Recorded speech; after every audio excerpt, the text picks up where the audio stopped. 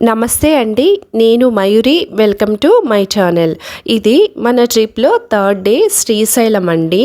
మేము ఎర్లీగానే స్టార్ట్ అయ్యాము ఆలంపూర్ నుంచి. కానీ రూట్స్ సరిగ్గా లేకపోవడం వల్ల లేట్ అయిపోయింది రావడానికి. మేము డైరెక్ట్గా వెహికల్ని ఇక్కడికి తీసుకొచ్చామండి. ఇది లలితాంబ వాణిజ్య సముదాయానికి ఆపోజిట్లో వెహికల్ని పార్క్ చేసి మేము ఇలా ఈ స్ట్రీట్లో లోపల దర్శనానికి బయలుదేరాము. మేము దర్శనం టికెట్ బుక్ చేసుకోలేదండి.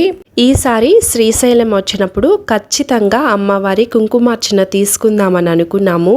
కానీ ఏ టైంకి రీచ్ అవుతామో తెలియక స్లాట్ బిఫోర్ బుక్ చేద్దాం అనుకున్నాను. కానీ వచ్చేసరికి శ్రీశైలానికి వచ్చి చెక్ చేస్తే స్లాట్ క్లోజ్ అయిపోయిందండి. ఇక ఈవినింగ్ 6 o'clockకి మాత్రమే కుంకుమార్చన అవైలబిలిటీ ఉంది. మేము 6కి కుంకుమార్చన చేసుకుంటే నైట్ ఇక్కడే స్టే చేయాలి. అలా రేపు మేము మళ్ళీ నెల్లూరు బయలుదేరాలి. లేట్ అయిపోతుందని ఇప్పుడు దర్శనం మాత్రమే టికెట్ తీసుకొని దర్శనానికి వెళ్తున్నాం. మేము స్వామివారికి కళ్యాణము అలాగే అభిషేకం మాత్రమే చేయించగలిగే అదృష్టం కలిగిందండి. అమ్మవారి కుంకుమార్చన ఈసారి కూడా లేట్ అయింది. నెక్స్ట్ టైం అయినా తప్పకుండా అమ్మవారి కుంకుమార్చన చేయాలని అనుకుంటున్నాము. ప్రతిసారి శ్రీశైలం వస్తే ఖచ్చితంగా ఒక్కడే అయినా నైట్ ఇక్కడ స్టే చేయడం అలవాటండి. ఒక్కోసారి అయితే 3 days 4 days కూడా స్టే చేస్తూ ఉంటాము. ఫస్ట్ టైం ఇలా కేవలం దర్శనం మాత్రమే చేసుకొని ఇంటికి వెళ్ళడం. ఇది మన ట్రిప్లో థర్డ్ డే అండి. మనం సెకండ్ డే ఆలంపూర్లో స్టే చేసాం కదండి. ఎర్లీ మార్నింగే స్టార్ట్ అయ్యి శ్రీశైలం వచ్చాము. ఆలంపూర్ నుండి శ్రీశైలం 170 kilometers ఉందండి. కానీ రోడ్స్ ఏవి నీట్గా లేవు. అందువల్ల రావడానికి ఎక్కువ టైం తీసుకునింది. మా దర్శనం పూర్తయిందండి. స్వామివారి దర్శనం తొందరగానే పూర్తయింది. నార్త్ సైడ్ నుంచి చాలా టూరిస్ట్ బస్సెస్ వచ్చాయండి. ఇక్కడే కాదు, మహానంది నుంచి అహోబిలం నుంచి చూస్తున్నాను బస్సెస్ చాలా ఉన్నాయి. శ్రీశైలంలో అయితే ఒక 20 to 30 బస్సెస్ ఉన్నాయి. కొన్ని వెహికల్స్ అయితే కేవలం అష్టాదశ శక్తి పీఠాలని 12 జ్యోతిర్లింగాలని చూడ్డానికే వచ్చినట్టు ఫ్లెక్స్లవి కట్టుకొని మరీ వచ్చారండి. వాళ్ళని చూస్తే కూడా చాలా ఉత్సాహంగా అనిపించింది. అందరూ కూడా ఖచ్చితంగా చేసి తీరాలని అనుకుంటాం కదండి. 12 జ్యోతిర్లింగాలని శక్తిపీఠాలని దర్శించాలని ప్రతి ఒక్కరికి కోరిక ఉంటుంది కదండి. మేము దర్శనం తర్వాత ఇక్కడ కాసేపు కూర్చున్నామండి. మా వారు లడ్డూ ప్రసాదం తీసుకొస్తానని వెళ్ళారు. పిల్లలతో మేము కాసేపు ఇక్కడ గడిపాము. ఎప్పుడు కూడా ఇలా ఫ్రీగా బయట కూర్చోలేదు. ఎప్పుడు రూమ్ తీసుకుంటాం కాబట్టి దర్శనం అయిపోగానే మేము రూమ్కి వెళ్ళిపోయే వాళ్ళం, లేదా చుట్టుపక్కల ఉండే ప్లేసెస్ చూడడానికి వెళ్ళే వాళ్ళం. ఇప్పుడు అలా కాకుండా డైరెక్ట్గా ఇంటికి వెళ్తున్నాం. అప్పటికే భోజనం టైం అయిపోయిందండి. అందువల్ల మేము సత్రంలో భోజనం చేసేసి ఇక బయలుదేరాము. దర్శనం తర్వాత అందరూ హ్యాపీగా ఉండాలి. కానీ అందరిలో ఏదో ముభావంగా ఒక డల్ ఫీలింగ్. ఎందుకంటే ఇక్కడే నైట్ స్టే చేయలేదని.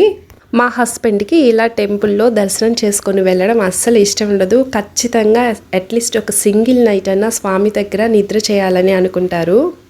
మేము తిరిగి అక్కడి నుంచి కార్ దగ్గరికి నడుచుకుంటానే వచ్చామండి. ఇక్కడి నుంచి సత్రానికి వెహికల్లో వెళ్ళాము. అక్కడ పార్క్ చేసి భోంచేసిన తర్వాత వాటర్ ఫిల్ చేసుకొని ఇక బయలుదేరాము. మేము దారిలో సాక్షి గణపతిని దర్శనం చేసుకొని రాలేదండి.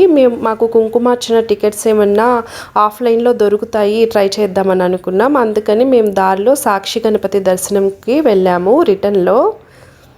అలాగే ఇక్కడ మహాబిల్వం మొక్క తీసుకున్నానండి. అదే ఫస్ట్ మొక్కని అక్కడే తీసుకొని అక్కడే వాళ్ళ దగ్గరే పెట్టి ఇప్పుడు దర్శనానికి వెళ్తున్నాను. మొదటిగా సాక్షి గణపతి దర్శనం చేసుకున్నాకి శ్రీశైలం మల్లికార్జున్ని దర్శనం చేసుకోవాలండి. కానీ మాకు టికెట్ దొరుకుతాయని ముందుగా వెళ్ళామని చెప్పాను కదండి. అందుకని ఇప్పుడు దర్శనం చేసుకుంటున్నాము. ఈ గణపతి కూడా చూడడానికి చాలా ముచ్చటగా ఉంటారండి. ఒక చేతిలో పెన్నుని ఇంకో చేతిలో పుస్తకాన్ని పట్టుకొని మనం శ్రీశైలం వచ్చామా లేదా అని రాసుకుంటారని చాగంటి గారు చెప్పారు కదా.